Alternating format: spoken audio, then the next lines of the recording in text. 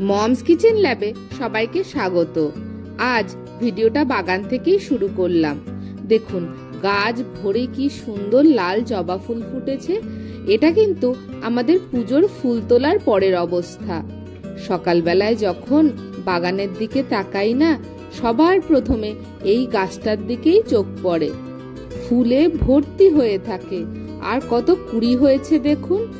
এইদিকে গাঠি কচু গাছও কত বড় হয়ে গেছে, বরবটি গাছেও বরবটি ধরা শুরু হয়ে গেছে, আর ওইদিকে কুমড়ো গাছও মাচায় উঠে পড়েছে।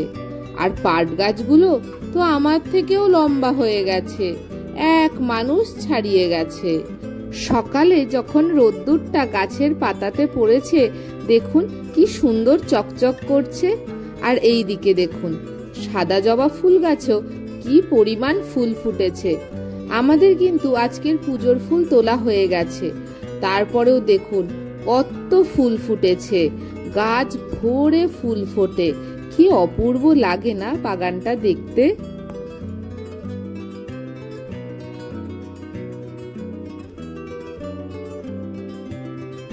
আর এই দিকে দেখুন একটা খাম আলু গাছ টগর গাছকে অবলম্বন করে আমাদের পাঁচিলের দিকে এগিয়ে চলেছে।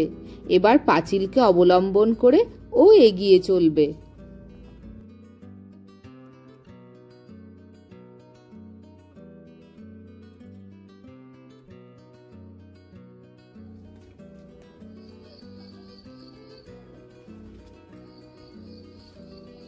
বন্ধুরা, আজকে চলে এলাম আবার ঘরের পিছনে কচু গাছ কাটতে।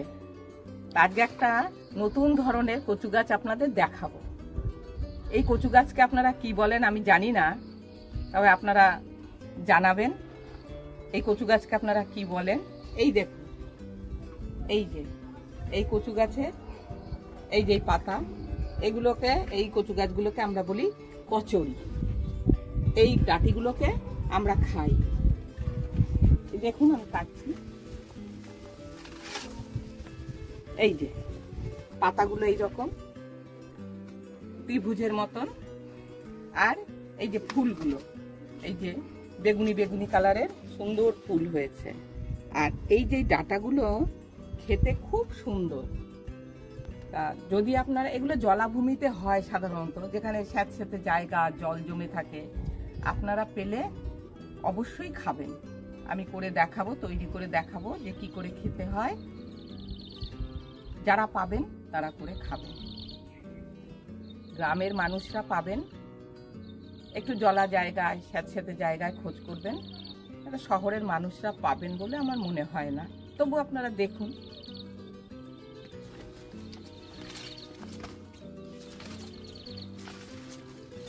এই দেখুন অনেক হয়েছে আমার ঘরের পেছনে, আমার পাঁচিলের গায়ে প্রচুর হয়েছে।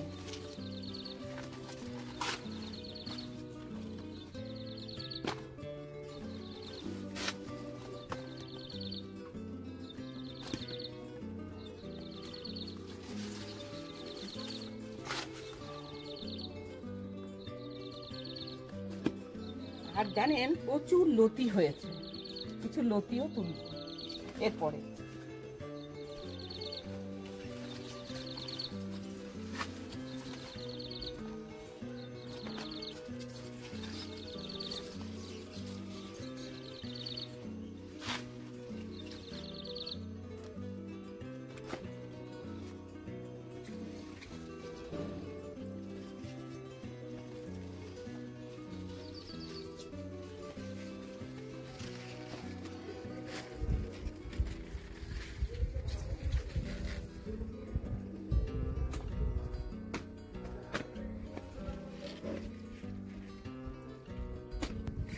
এই যে পাতাগুলোকে ফেলে দেব।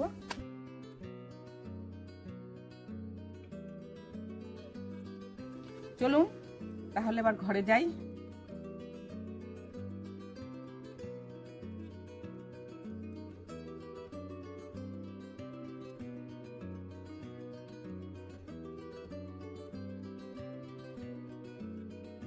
দেখুন কচুর ফুলগুলো সব ধুয়ে আনলাম, এবার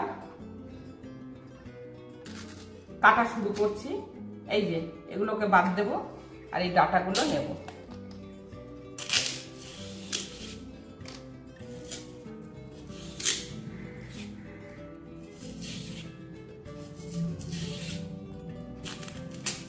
এইভাবে কাটতে হবে আপনার।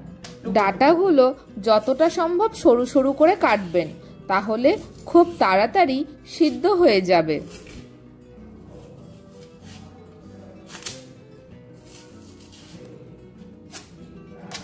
এইদিকে কড়াইতে খানিকটা জল দিয়ে তাতে দিয়ে দিতে হবে সামান্য লবণ।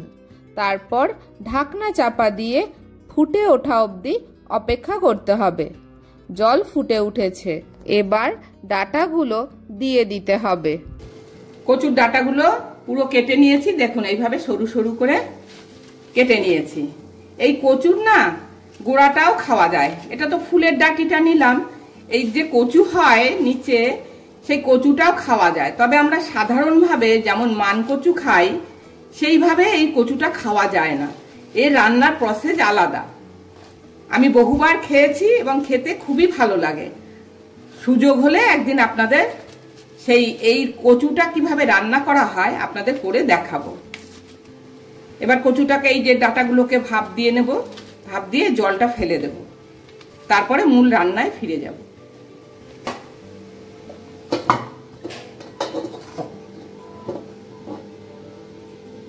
এইভাবে ঢাকনা চাপা দিয়ে প্রায় 20-25 মিনিট রেখে দিলে তবে এই ডাটা সিদ্ধ হবে। আপনারা প্রেসার কুকারেও দিয়ে দিতে পারেন, আমাদের অনেকক্ষণ সময় লেগে গিয়েছিল। এরপর একটা স্টেনারে ঢেলে জল ঝরিয়ে নিতে হবে। একটা কড়াইতে 4-5 চামচ সর্ষের তেল গরম করে তাতে কালো জিরে ফোড়ন দিয়ে দিতে হবে। এরপর একটা বড় সাইজের পেঁয়াজ কুচি দিয়ে ভাজতে হবে। ভাজতে ভাজতে পেঁয়াজের রং পরিবর্তন হলে সিদ্ধ করে নেওয়া ডাটা দিয়ে দিতে হবে। মিনিট 3-4 সময় ধরে পেঁয়াজের সাথে ডাটা ভেজে নিতে হবে। যখন ডাটার গায়ের জল প্রায় শুকিয়ে যাবে তখন এতে 1 চামচ রসুন বাটা, 2 চামচ পেঁয়াজ বাটা, ঝাল অনুযায়ী কাঁচা লঙ্কা বাটা আর সামান্য হলুদ দিয়ে আবারও মিনিট 4-5 ধিমে আঁচে ভাজতে হবে। এই ডাটাগুলো কিন্তু কচুর শাকের মতন একদম মিইয়ে যায় না, অনেকটা ওই কাটোয়া সুরেশ্বরের কচি ডাটাগুলো যেমন খেতে লাগে ঠিক তেমন খেতে লাগে, অনেকটা মিষ্টি মিষ্টি স্বাদের। এবার সর্ষে বাটার জল দিয়ে দিতে হবে। চাইলে আপনারা সর্ষে বাটাও দিতে পারেন, তবে খেয়াল করে দেখবেন আমরা সব রান্নাতেই সর্ষে বাটার জল দিই, এতে সর্ষের স্বাদও হয় আবার পেটও ভার করে না। ভালো করে মিশিয়ে ঢাকনা চাপা দিয়ে তরকারি মিনিট 5 জন্য মজতে দিতে হবে। এই সময় গ্যাসের ফ্লেম লো রাখবেন। ঢাকনা তুলে স্বাদ মতন চিনি দিয়ে দিতে হবে। তারপর ভালো করে মিশিয়ে নিলেই তৈরি হয়ে গেল কচুরি ডাঁটার চচ্চড়ি। এটি হারিয়ে যাওয়া গ্রাম বাংলার একটি রান্না। এরপর সার্ভিং প্লেটে নামিয়ে গরম গরম ভাতের সাথে পরিবেশন করুন। ভিডিওটি কেমন লাগলো অবশ্যই কমেন্টে জানাবেন। এরকম নিত্য নতুন ভিডিও পেতে মমস কিচেন ল্যাবের সাথে থাকুন। আজকের মতন আসি, দেখা হচ্ছে অন্য কোনো দিন অন্য কোনো ভিডিওতে। ততক্ষণ অবধি সবাই সুস্থ থাকুন, ভালো থাকুন আর মমস কিচেন ল্যাব দেখতে থাকুন।